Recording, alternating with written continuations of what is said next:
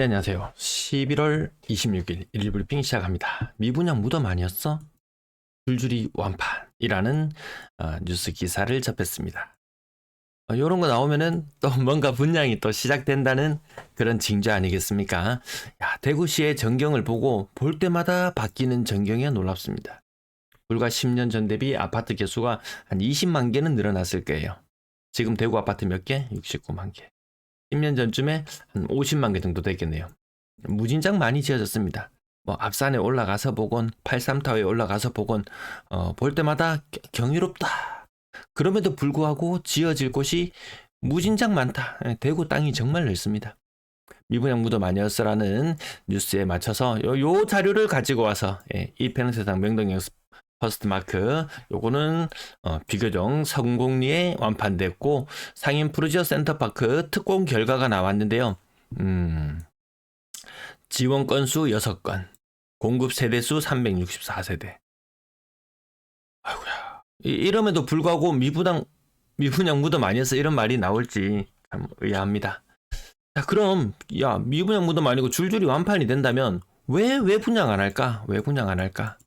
이 올해 분양 하려면 18,000개 정도 할 수 있는 상태인데도 불구하고 4,000개 정도 분양하는 선에서 올해는 거의 마무리가 되는 수순으로 가고 있는 것 같습니다. 왜 분양 안 해?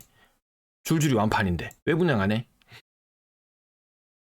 자, 입주 물량에 대한 거 또 늘 나옵니다. 요거 왼쪽은 아실의 자료고요. 아실의 자료 플러스 후분양 물량까지 더해지면 내년에 또 공급 부족론을 또 가지고 오는 사람들이 있는데 아니다. 내년 13,000세대. 그리고 12,000세대 정도가 적정 공급량이다 이야기할 때는 그때 신혼부부 12,000쌍 탄생했습니다. 10년 전쯤에는 그랬어요. 지금은 연간 신혼부부 8,000쌍 정도 탄생하는 분위기. 그렇다면 적정 공급 세대도 12,000개 맞냐? 좀 의아해지는 가운데 12,000개라고 치더라도 내년에도 많다. 그럼 26년에 가야지. 지금 막 경기 침체니 이런 이야기들이 너무 많이 나오고 있어서요. 과연 다 소화해낼지 의문입니다. 깜짝 놀랐는데요. 국무총리 후보로 이창용 급부상. 금리 인하 없다고 이야기했는데 한 자리 줄게 이런 느낌 아닌가 싶어가지고 한번 가지고 와봤습니다. 그러면 지금 안 내린다는 쪽에 더 무게가 많이 실리고 있는데요. 한번 긴급하게 급박하게 한번 내리고 국무총리로 이런 시나리오가 그려지나요? 아무튼 그 금리 인하하면 큰 효과가 나타날 것처럼 이렇게 이야기는 하지만 제 생각으로는 금리를 내려서 내수를 살리려고 한다. 하지만 금리 내려가서 일부 내수 진작 효과는 나타날 수 있을 듯해요. 하지만 금리 떨어지네 하면서 또다시 신규 대출자가 발생함으로 인해서 결국 전체적으로 내수 부양은 힘들 것 같다. 서울 고가 아파트 석 달 만에 10억씩 뚝. 20억짜리 아파트가 10억 떨어졌다는 말인지 50억짜리 아파트가 10억이 떨어졌다는 말인지 50억짜리 아파트였고요. 한 20% 정도 그렇게 떨어진 느낌이 납니다. 고가 아파트 떨어지는 현상 나타나고 있다. 네, 안녕하세요. 반갑습니다. 11월 27일 일일 브리핑 시작합니다. 오늘은 좀 중요한 내용들이 많이 있어요. 갑자기 벌어진 상황, 손 쓸 틈이 없다. 갑자기에 좀 주목을 해봅시다. 갑자기에.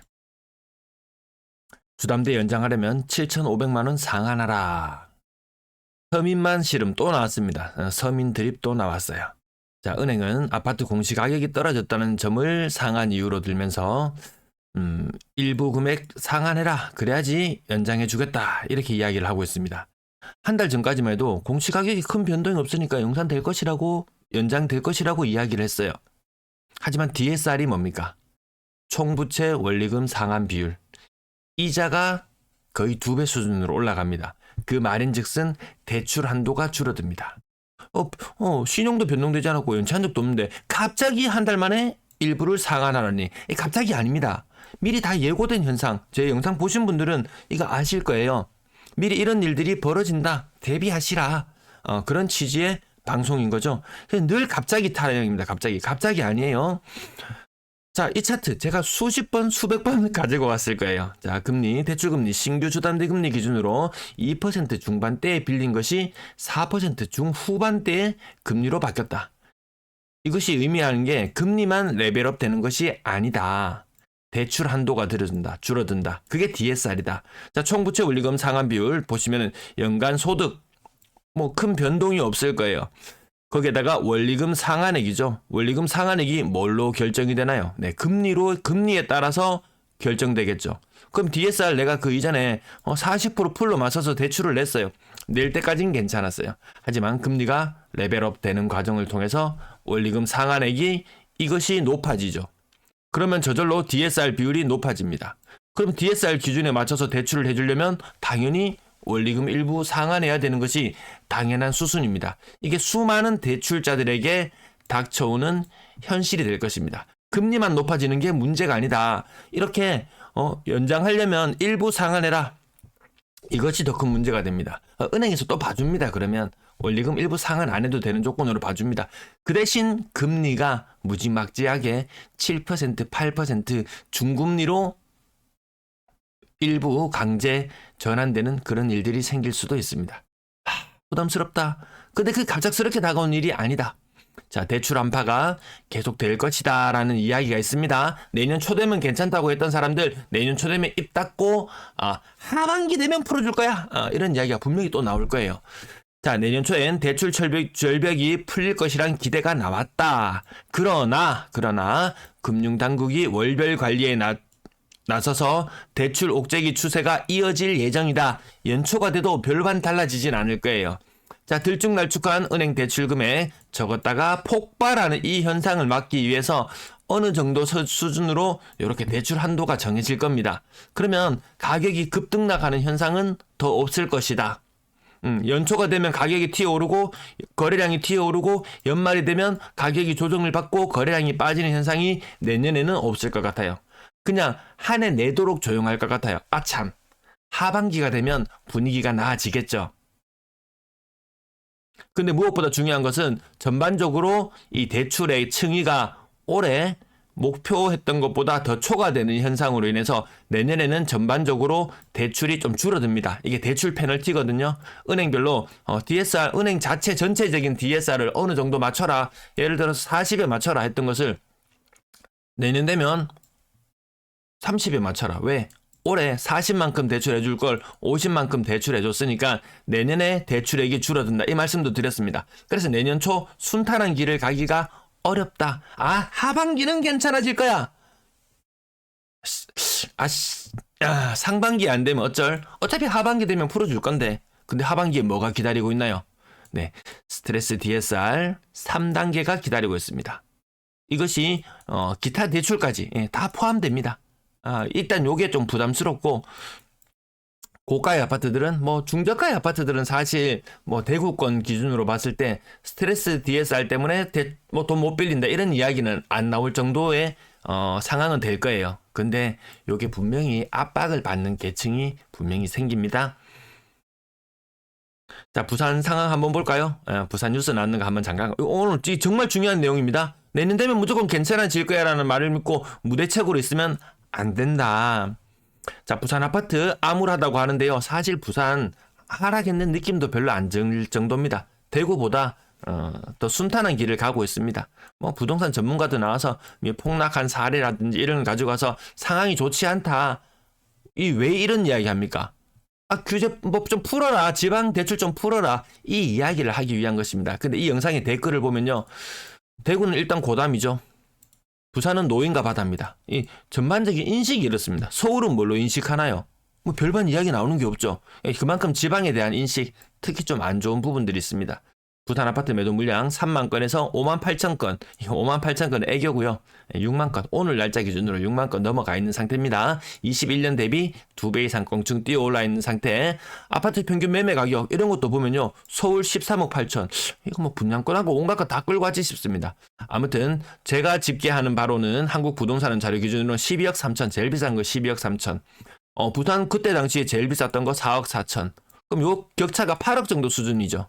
근데 여기는 거의 9억 6천만 원 차이 나는 것처럼 해서 엄청나게 가격 차이가 많이 난다. 부산에 뭐 좀 해내라. 이런 뉴스입니다. 126주 연속 하락. 대구는 중간에 3개월 동안 반짝 주간 실거래 지수 상승이 있어서 아마 한 50몇 주, 거의 한 60주 정도 되고 하락일 거예요. 근데 대구의 하락이 12주 정도 플러스 되는 구간이 있었지만 그 앞서서 이 정도 하락이 있었는데 대구의 하락이 사실 더 큽니다. 부산 아파트 10월 거래량, 부산 10월 거래량이 그나마 좀 반짝 나아지고 있거든요. 하지만 그 역대 이 11월, 10월의 평균 거래량이 거의 5천 건에 육박. 저는 요 초록색 덩어리 지난 7년간의 평균치가 모여 있는데요. 아무튼 10년치의 평균의 절반밖에 도달하지 못하는 수준이다.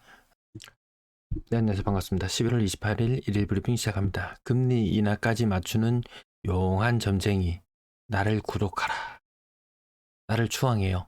좀 구독자 좀 가득 채워지게. 1년 동안 영상 한 300개 이상 올리고 구독자가 1000명도 안 는다? 구독자 올해 한 500명 늘었나 모르겠습니다. 500명도 안 늘었는 것 같습니다. 자, 중요한 내용들 한번 읊어봅니다. 이제 부제 제목을 뭘로 달지 무진장 고민했어요. 원화자산을 탈출하라? 금리나 부동산 덜덜덜 분명 이런 반응 있거든요. 그러면 거기에 따라서 부동산 탈출의 신호탄이 쏘아졌다. 이렇게 반박하는 댓글의 제목을 생각해 보기도 하고 생각이 무척 많아지는 하루였습니다. 부동산 실거래 지수는 대구 지난주에 이어서 마이너스 0.12 동률을 잃었고요. 인천은 낙폭을 조금 키워가고 경기도는 보합, 서울도 낙폭을 계속 상승폭을 계속 축소해 나가고 있습니다. 무엇보다 눈에 띄는 것은 전국적으로 마이너스가 굉장히 많아졌다. 경북, 강원, 전북 뭐 어디 할 거 없이. 자, 그리고 수도권의 전세 지수가 낙폭이 커지고 있다. 이런 것들이 좀 눈에 띄었습니다. 자, 이제 들어갑니다. 제가 그저께 방송 26일 방송에서 금리 인하할지도 모르겠다. 그때 당시만 해도 채권 전문가 100명에게 물어봤을 때 83명이 금리를 동결할 것이다. 많은 사람들이 금리 동결을 점쳤어요. 하지만 저는 뭘 가지고 왔나요? 차기 국무총리 후보로 이창용이 급부상했다는 요 토막 뉴스를 가지고 와서 이런 내년 1월에나 금리 인하가 가능할 것이다. 하지만 뭔가가 있을 것 같다. 부산 방송에서는 조금 더 노골적으로 말씀드렸고 대구 방송에는 약간 더 순화적으로 말씀드렸지만 어쨌든 이게 될 일입니까? 기준금리 0.25% 인하를 해서 3%가 되었습니다. 이때 우리가 다시 눈여겨봐야 될 것은 제 영상 조회 중에서요. 일본이라고 넣어서 검색해 보시면 우리는 일본을 이렇게 하시면 우리는 일본을 닮아가는가 이 시리즈가 있습니다. 22년도부터 했다가 23년도에 한번 또다시 점점 더 일본을 닮아가고 있는 거예요. 그래서 업그레이드를 했고요. 24년도에는 요즘에는 정말 이 구독자도 안 늘고 추앙하는 사람도 없어서 자꾸 새로운 영상들을 좀 덜 만들게 되는데 어쨌든 영상 앞자락에서는 그래도 최대한 다뤄드리려고 하고 있습니다. 자, 일본 금리 급격하게 올려 파란색 선을 따라가 보시면요. 일본이 금리를 미친 듯이 올린 이후에 6%까지 2.5%에서 6%까지 3.5%를 올린 이후에 금리 이렇게 떨궜어요. 우리도 지금 그 요 수순을 우리도 따라갈 것이다. 그리고 어떤 현상이 빚어지나요? 금리만 내리면 다시금 살아날 줄 알았던 지가와 주가가 보시면은 91년도, 92년도 넘어가는 요 무렵에 있었습니다. 주가는 살짝 반등했다가 다시 내리막길을 걸었고요. 지가는 영영 회복하지 못했습니다. 그래서 제가 이런 제목, 금리 부동산 탈출의 신호탄이 쏘아졌다. 일본 따라쟁이네. 정말 일본 따라쟁이네. 혹은 원화자산을 탈출해라. 그 일본의 도시락 만드는 유튜버였던가요? 굉장히 아껴서 소식하면서 돈 죽자 사자 모았는데 인플레이션이 발생하고 엔화가 똥값이 되어버리는 이런 상황. 여러 가지 생각해야 될 부분들이 참 많아진, 그래서 생각할 부분이 참 많아진 하루였던 것 같습니다. 일본 상황을 다시금 한번 돌이켜보면요. 정치권에서는 금융 완화를 지속하라는 압력을 가한다. 우리도 마찬가지입니다. 금융 완화 계속 압력이 가해지고 있습니다. 갈수록 사회는 불평등이 심화될 것이다. 그러면 우리는 어디로 가야 될 것인가? 거기에 대한 답들은 차츰 영상에서 또 밝혀드리도록 하겠습니다. 일본이 양극화, 이 비난, 불평등의 심화로 인한 양극화가 얼마나 심하냐면은 우리나라는 뭐 10억 이상 자산가 숫자 뭐 이렇게 집계를 하는데요.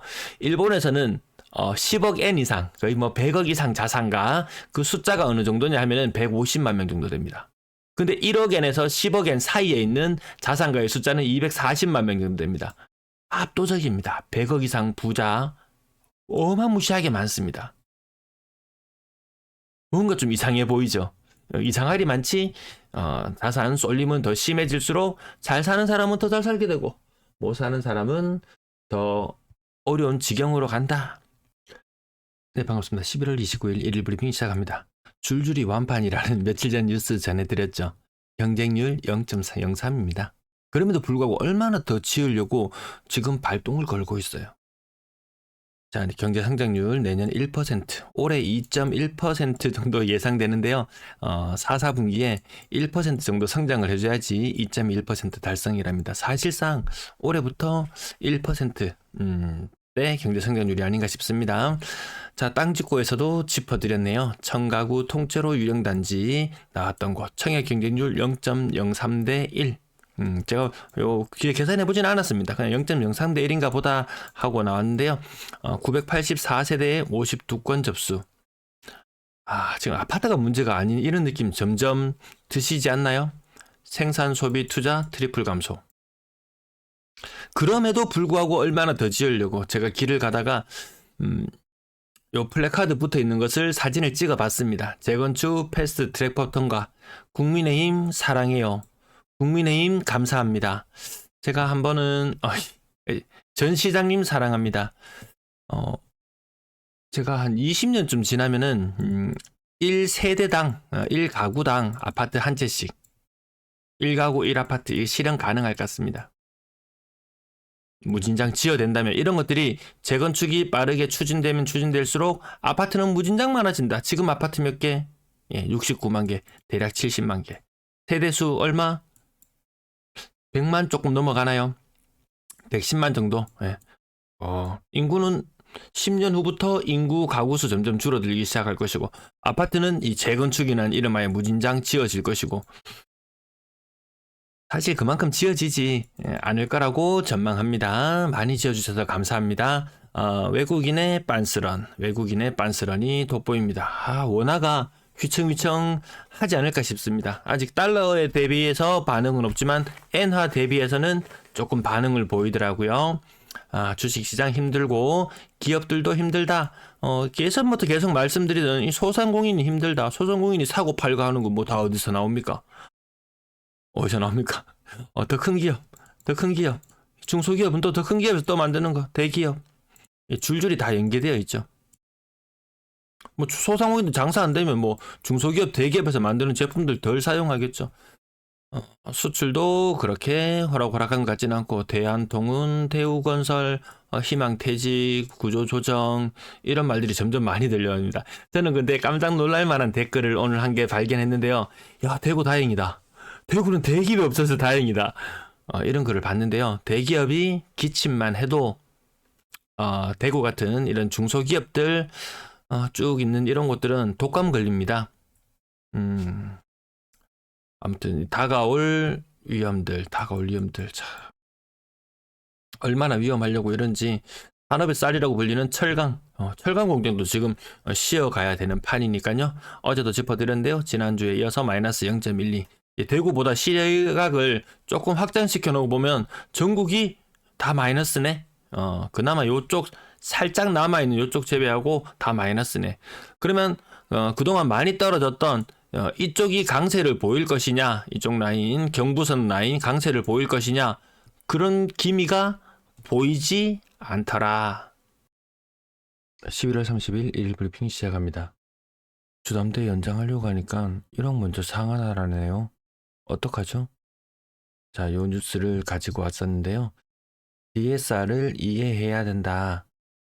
금융상품이라는 것이 고정 그리고 3년 혹은 5년 이후에 변동되는 그런 상품들. 예를 들어서 계산을 한번 해보겠습니다. 연소득이 5천만 원인 사람이 4억 2천만 원을 대출받았다. 그러면 DSR 비율은 네, 30년에 2.5% 금리. DSR은 40% 정도가 됩니다. 이게 영끌이죠, 영끌. 풀 대출 받던 그런 모습. 상황이 바뀌어서 금리가 4% 중후반대로 바뀌어 있습니다. 그러면 저절로 DSR 비율이 52%입니다.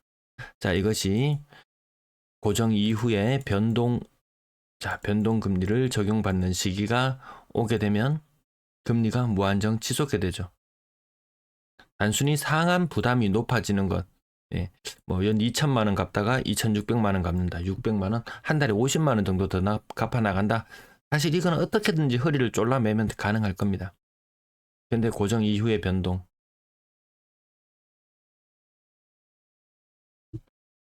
4억 2천만 원까지, 연소득 5천만 원인 사람이 4억 2천만 원까지 대출 가능했던 것이 3억 2천으로 한도가 줄어든다. 그래서 1억을 상한하라는데요. 어떡하죠? 이런 제목을 달아봤고요.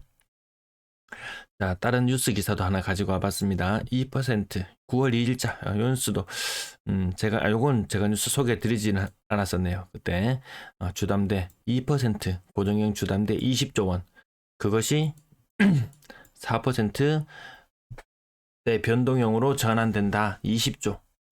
그럼 대구는 한 1조 정도 돈이 해당될 겁니다. 왜? 전체 경제 규모의 20분의 1이 대구다. 이런 말씀을 늘 드려오니까요. 한 1조 정도는 대구에 묶여 있다. 1조가 얼마나 큰 돈입니까? 5억짜리 집 기준으로 2,000채. 5억짜리 집 기준으로 보면 안 되죠. 대출을 뭐 3억, 4억 냈다고 생각하면 더 많은 집이 해당이 될 거예요. 자, 그래서 이런 문제들 때문에 뭐가 문제가 되냐. 아파트 경매 물건이 역대로 늘어난다. 이런 이야기들이 있습니다.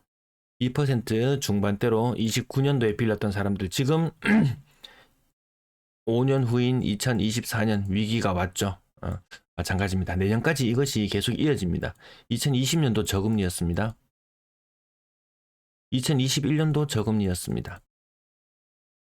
그래서 뭐 실거주의 목적이 되었건 무엇이 되었건 지금 사나 뭐 나중에 사나 뭐 크게 차이 날 것 같지는 않다.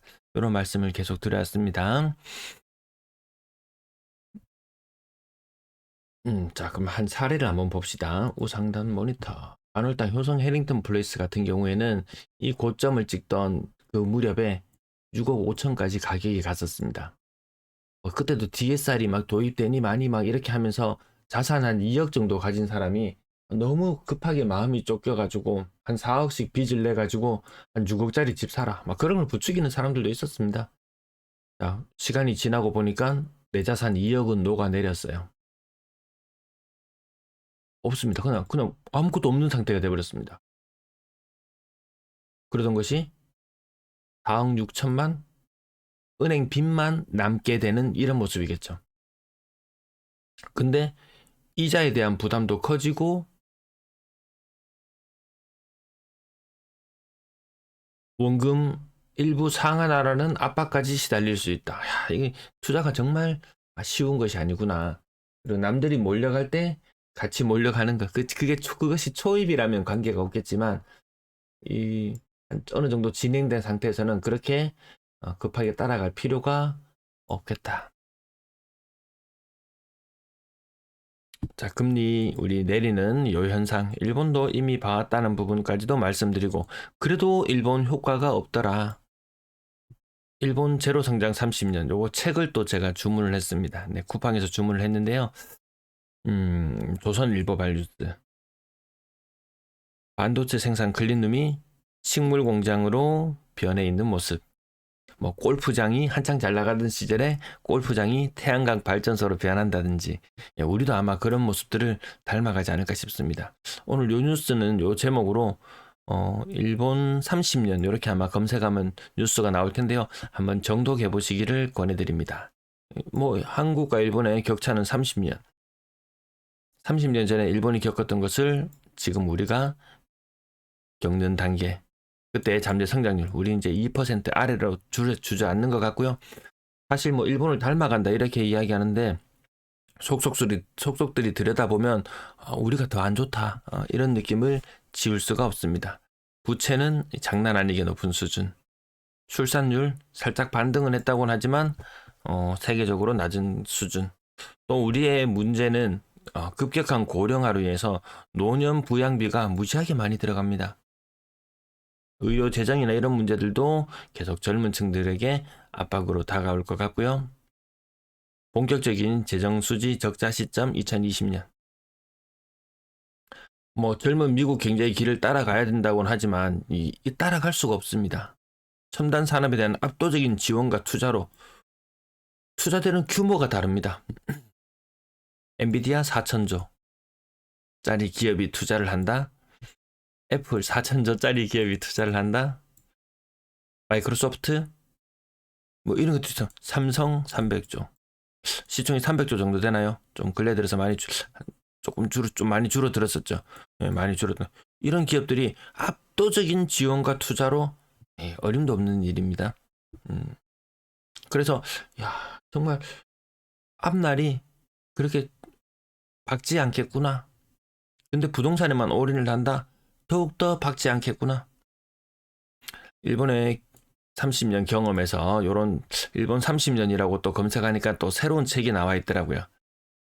그래서 요 책 2권을 주문을 했습니다. 제가 뭐 이야기를 하려고 해도 뭐 본 게 있어야 틀지 입을 털 수가 있지.